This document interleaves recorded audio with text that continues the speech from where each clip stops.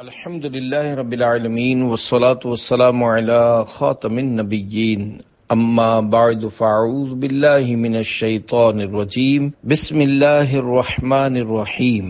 مدینے کی برکتیں یا رب المصطفیٰ، جو کوئی 14 صفحات کا رسالہ مدینے کی برکتیں پڑھ یا سن لے، اسے اپنے پیارے پیارے سب سے آخری نبی صلی اللہ علیہ وآلہ وسلم کی سنتوں کا پابند بنا اور اسے بے حساب بخش دے۔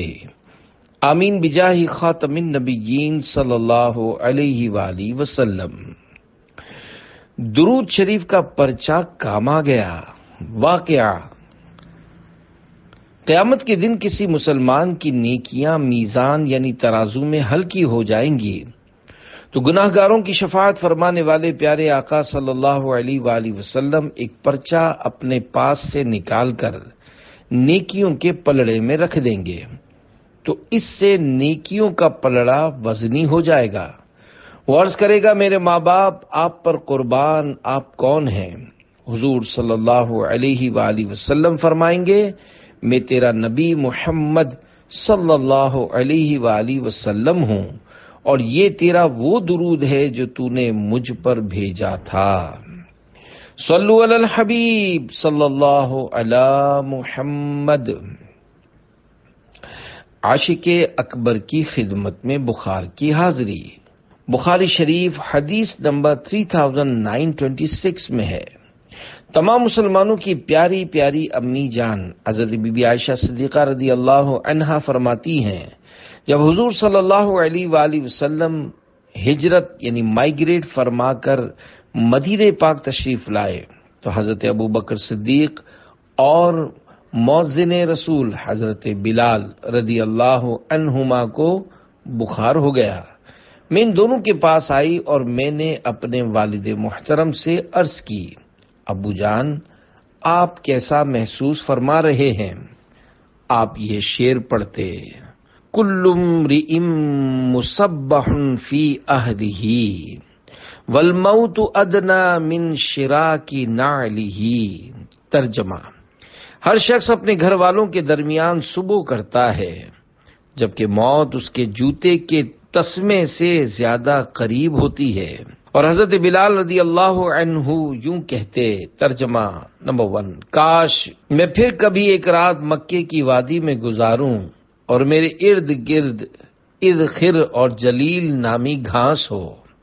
نمبر 2، کاش پھر ایک روز مکے میں مجنہ نامی مقام کے چشمے پر جاؤں اور شامہ اور طفیل نامی پہاڑیاں دیکھنا نصیب ہوں۔ حضرت بی بی عائشہ صدیقہ رضی اللہ عنہا فرماتی ہیں، جب میں نے سرکار مدینہ صلی اللہ علیہ وآلہ وسلم سے اس بارے میں عرض کیا تو آپ نے یوں دعا فرمائی، اللہم حبب الینا المدینۃ کحبنا مکۃ او اشد وصاحھھا وبارک لنا فی ساعھا ومدھا وانقل حماھا فاجعلھا بالجحفۃ۔ یعنی اے اللہ پاک، تو مدینے کو بھی ہمارے لیے مکے کی طرح پیارا بنا دے، بلکہ اس سے بھی زیادہ، اور ہمارے لیے مدینے کو صحت افزا بنا دے۔ ہمارے لیے یہاں کے ساع اور مد یعنی ناپ تول کے پیمانوں میں بھی برکت عطا فرما، اور بخار کو یہاں سے جحفہ ایک مقام کا نام کی طرف منتقل فرما۔ مدینہ اس لیے عطار جانو دل سے ہے پیارا کہ رہتے ہیں میرے آقا میرے سرور مدینے میں۔ صلو علی الحبیب صلی اللہ علی محمد۔ یثرب کو طیبہ بنانے والے مفتی احمد یار خان رحمۃ اللہ علیہ فرماتے ہیں، حضور صلی اللہ علیہ وآلہ وسلم کی تشریف آوری سے پہلے مدینہ منورہ وباؤں اور بیماریوں کا گھر تھا۔ آپ صلی اللہ علیہ وآلہ وسلم کے قدم پاک نے وہاں سے وباؤں یعنی بیماریوں کو نکال کر وہاں کی مٹی کو بھی شفا بنا دیا۔ پیارے پیارے آقا صلی اللہ علیہ وآلہ وسلم فرماتے ہیں، ہمارے مدینے کی مٹی بیماروں کو شفا دیتی ہے۔ برادر اعلی حضرت مولانا حسن رضا خان رحمت اللہ علیہ فرماتے ہیں، نہ ہو آرام جس بیمار کو سارے زمانے سے، اٹھا لے جائے تھوڑی خاک ان کے آستانے سے۔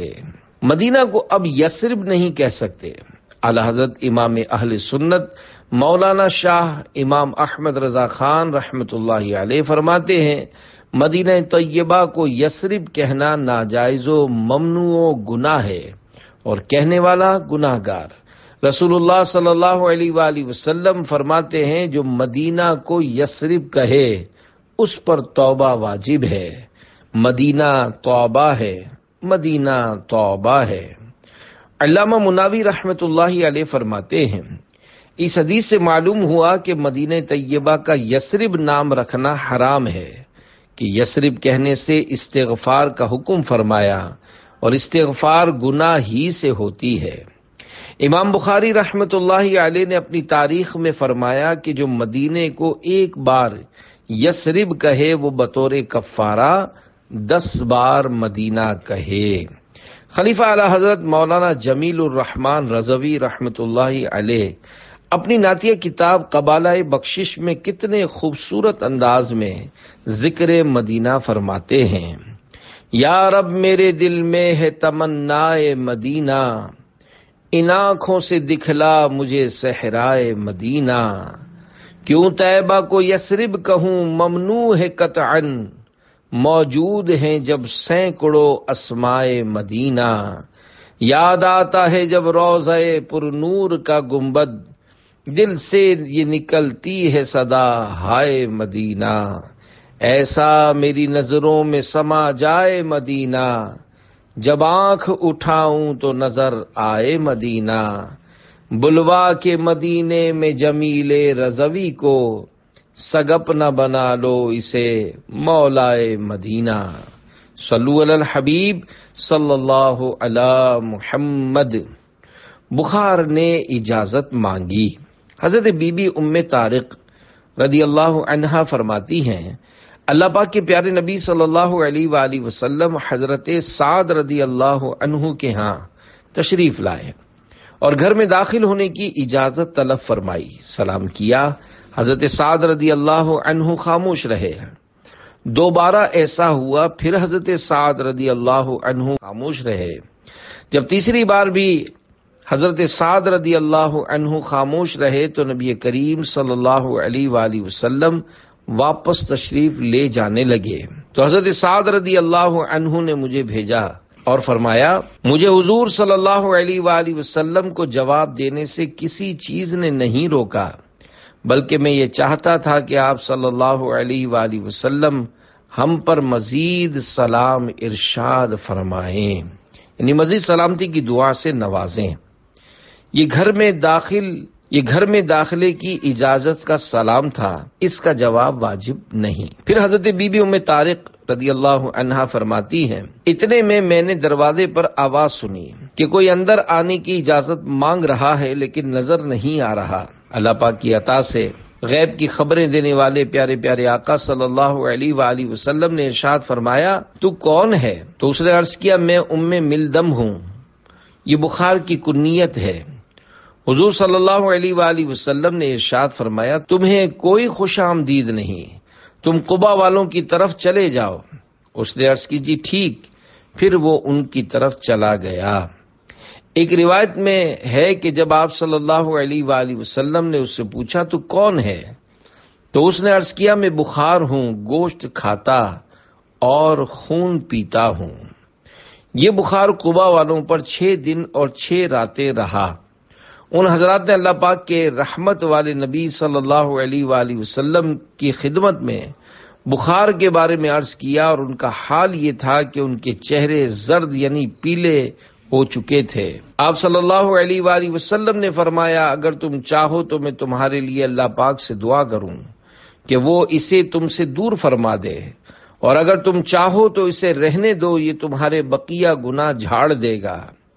انہوں نے عرض کیا، یا رسول اللہ صلی اللہ علیہ وآلہ وسلم، پھر اسے رہنے دیجئے۔ غلاموں کی عیادت، غم زدوں کے غم دور کرنے والے خوش اخلاق آقا صلی اللہ علیہ وآلہ وسلم قبا والوں کے عرض کرنے پر ایک ایک کر کے ان کے گھر میں داخل ہوتے اور ان کے لیے عافیت کی دعا فرماتے۔ جب آپ واپس تشریف لانے لگے تو ان میں سے ایک عورت آپ کے پیچھے آئی اور عرض کی، آپ کو اس خدائے پاک کی قسم جس نے آپ کو سچا نبی بنا کر بھیجا ہے، میں بھی انصار میں سے ہوں، آپ میرے لیے بھی ویسی ہی دعا فرمائیے جیسے انصار صحابہ کرام علیہم رضوان کے لیے فرمائی ہے۔ آپ صلی اللہ علیہ وآلہ وسلم نے ارشاد فرمایا، اگر چاہو تو میں تمہارے لیے دعا کروں کہ اللہ پاک تمہیں عافیت عطا فرمائے، اور اگر چاہو تو صبر کرو تو تمہارے لیے جنت ہے۔ اس پر انہوں نے عرض کی، میں صبر کرتی ہوں اور میں جنت پر کسی شے کو ترجیح نہیں دیتی۔ اللہ رب العزت کی ان سب پر رحمت ہو اور ان کے صدقے ہماری بے حساب مغفرت ہو، آمین بجاہ خاتم النبیین صلی اللہ علیہ وآلہ وسلم۔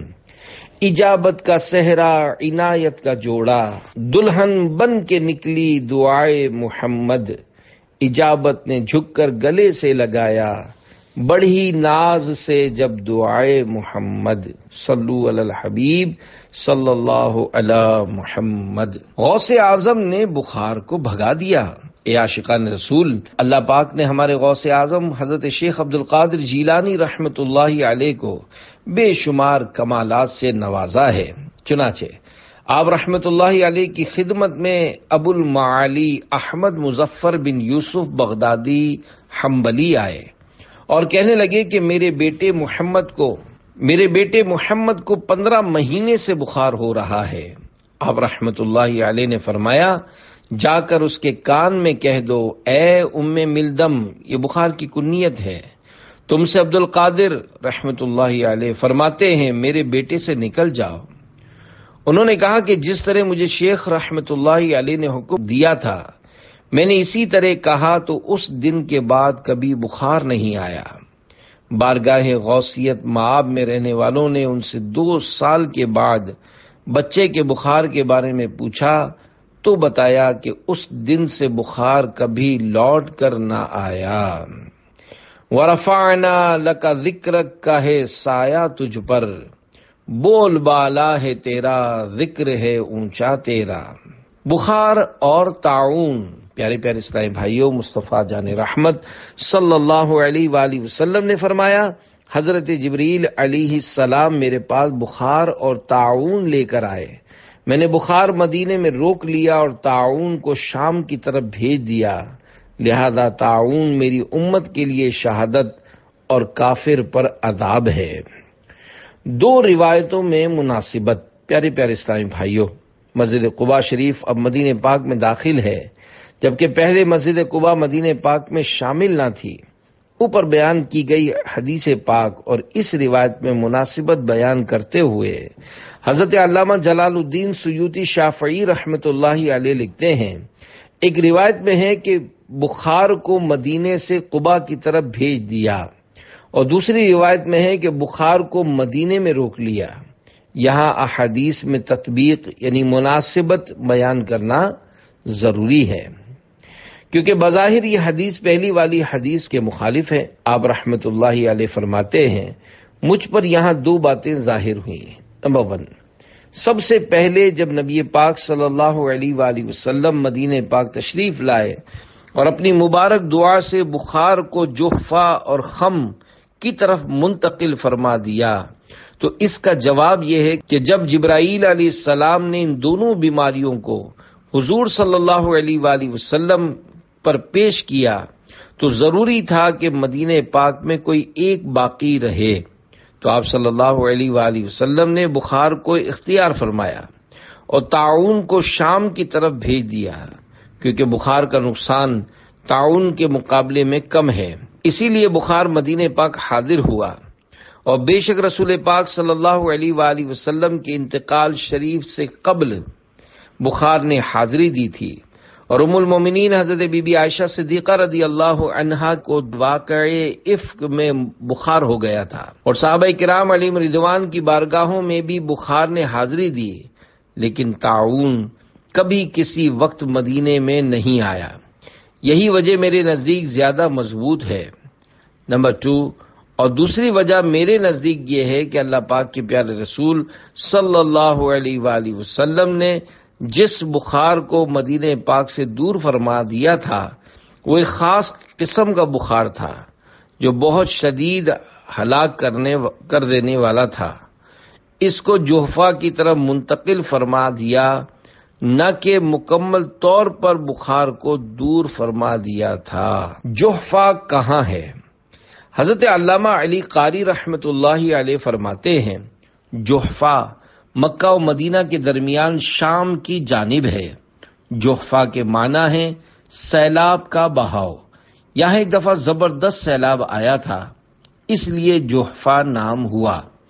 اصلی نام ماہیعہ ہے، اسے ماہیعہ نامی ایک شخص نے آباد کیا تھا۔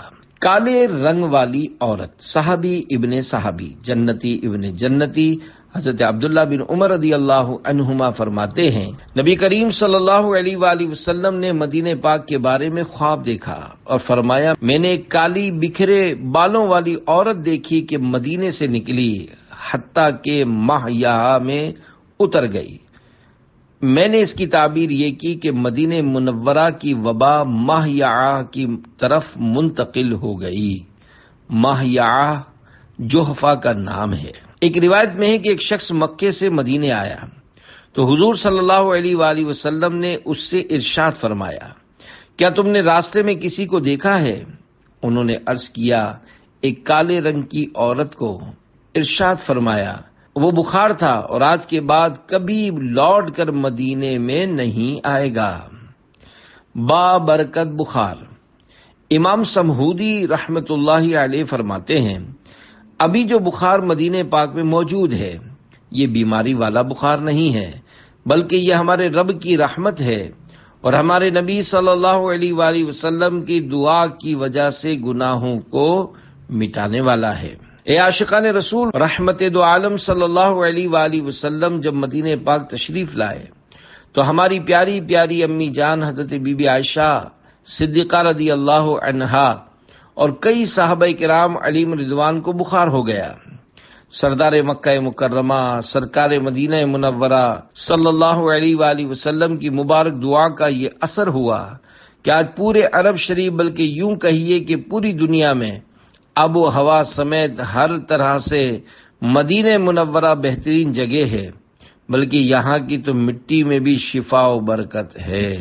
خاک مدینہ کی برکتیں جذب القلوب میں ہے۔ اللہ پاک نے مدینہ پاک کی مٹی اور پھلوں میں شفا رکھی ہے اور کئی احادیث مبارکہ میں آیا ہے خاک مدینہ میں ہر مرض سے شفا ہے، اور بعض احادیث مبارکہ میں من الجذام والبرص یعنی کوڑ اور پھل بہری یعنی برس سے شفا کا ذکر ہے، اور بعض اخبار میں مدینے کے ایک خاص مقام سعیب یعنی عوام اس جگہ کو خاک شفا بولتے ہیں کا تذکرہ ہے۔ بعض روایت میں ہے کہ سرکار مدینہ صلی اللہ علیہ وآلہ وسلم نے بعض صحابہ کو حکم فرمایا کہ وہ اس خاک سے بخار کا علاج کریں۔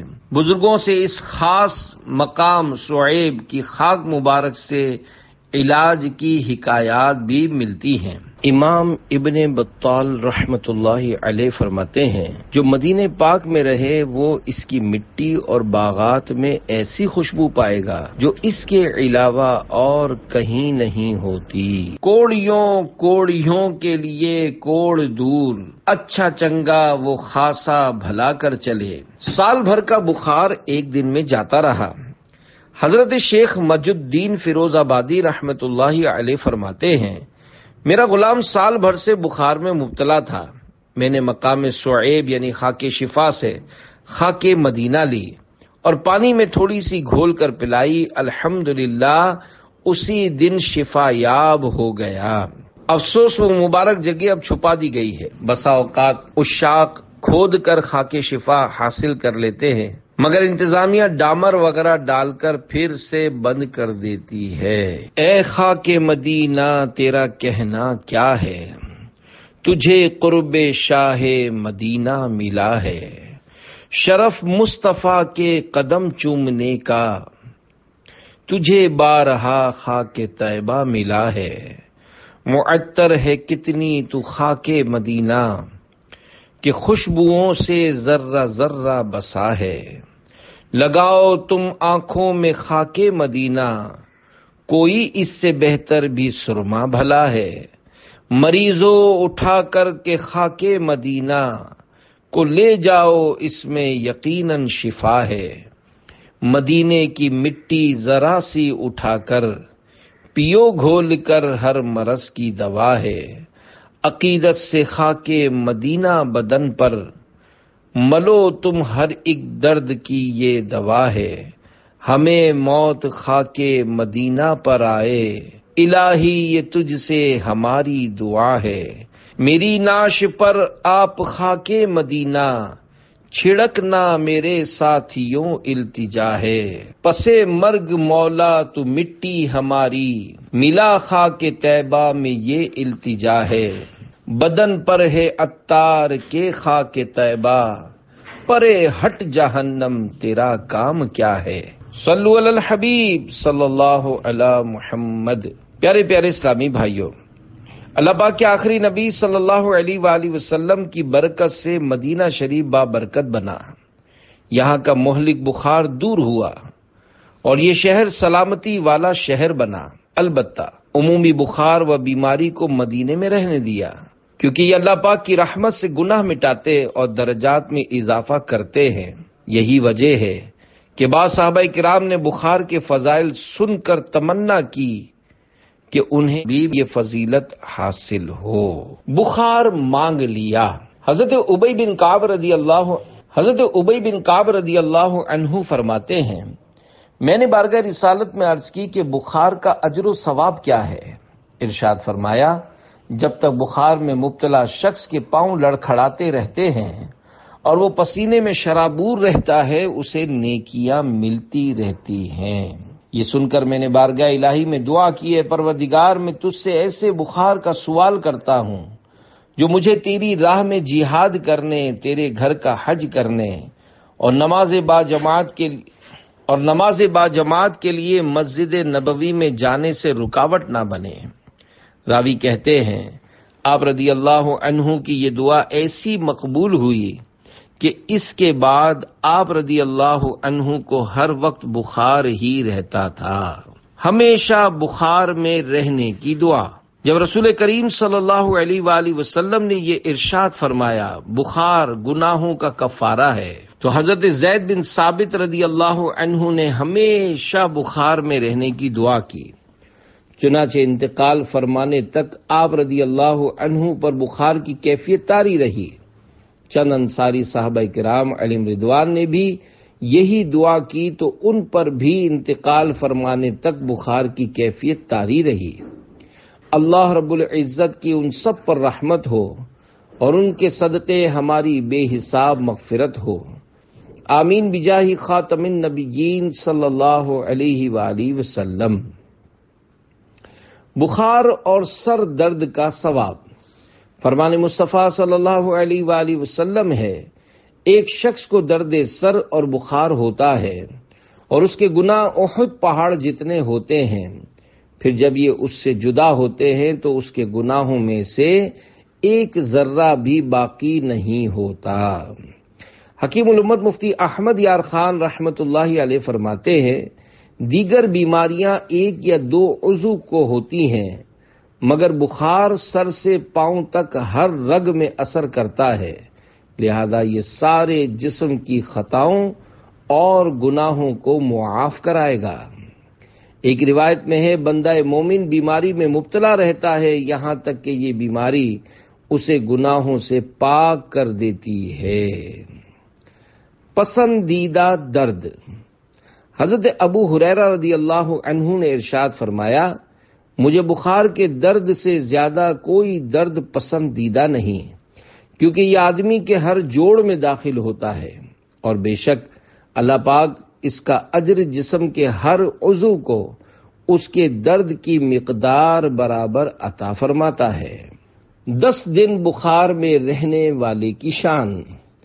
ایک اور روایت میں ہے کہ جس کو 3 رات بخار رہا وہ گناہوں سے ایسا نکل گیا جیسا جس دن اپنی ماں کے پیٹ سے نکلا تھا، اور جس کو 10 دن بخار رہا تو آسمان سے اعلان کیا جاتا ہے، بے شک تیرے پچھلے گناہوں کو بخش دیا گیا، اپنا عمل دوبارہ شروع کر۔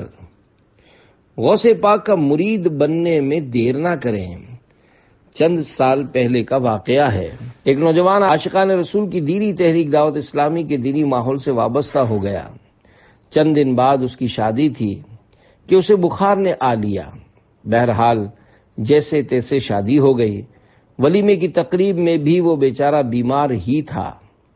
شادی کے 5 یا 7 دن کے بعد قضائے الہی سے اس کا انتقال ہو گیا۔ اس وقت مدنی چینل نہیں تھا۔ امیر اہل سنت کے آڈیو بیانات کی کیسٹیں مکتبۃ المدینہ پر ہدیۃً دستیاب ہوتی تھیں۔ وہ نوجوان امیر اہل سنت کے بیانات بکثرت سنا کرتا اور آخری وقت میں بھی امیر اہل سنت کا بیان چلاتا تھا۔ امیر اہل سنت اس کے گھر والوں سے تعزیت کے لیے تشریف لے گئے تو گھر کے افراد نے بتایا کہ یہ آپ کا بیان بار بار سنتا اور آپ کے ذریعے حضور غوث پاک شیخ عبد القادر جیلانی رحمۃ اللہ علیہ کا مرید ہونے کے لیے پکارتا رہا۔ پھر کلمہ و استغفار اور توبہ کر کے اس نے دم توڑ دیا۔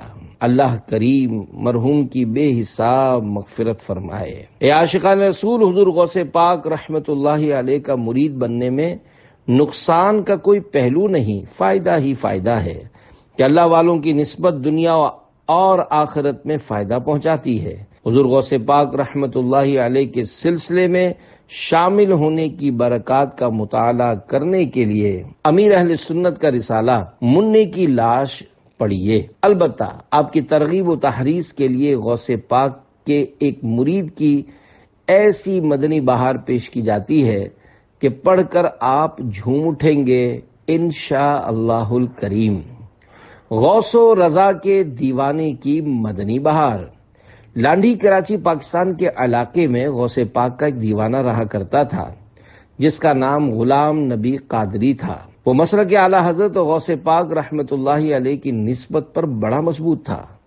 ایک بار لانڈھی میں امیر اہل سنت دامت برکاتہم العالیہ کے سنتوں بھرے بیان کے سلسلے میں اجتماع تھا۔ غلام نبی قادری بخار کی حالت میں گاڑیوں میں جا جا کر نیکی کی دعوت کی دھومیں مچا رہا تھا۔ جب بیان کا وقت آیا تو وہ چادر اوڑھ کر بیان میں بیٹھ گیا۔ 2 دن بعد امیر اہل سنت کو اطلاع ملی کہ اس دیوانے کا انتقال ہو گیا ہے۔ آپ آدھی رات کو اس کے گھر تشریف لے گئے۔ امیر اہل سنت فرماتے ہیں، میں نے کئی میتیں دیکھی ہیں مگر اس قدر بارونق و روشن چہرہ کبھی نہیں دیکھا۔ پھول کی طرح کھلا ہوا نورانی چہرہ جیسے ابھی ابھی سویا ہے۔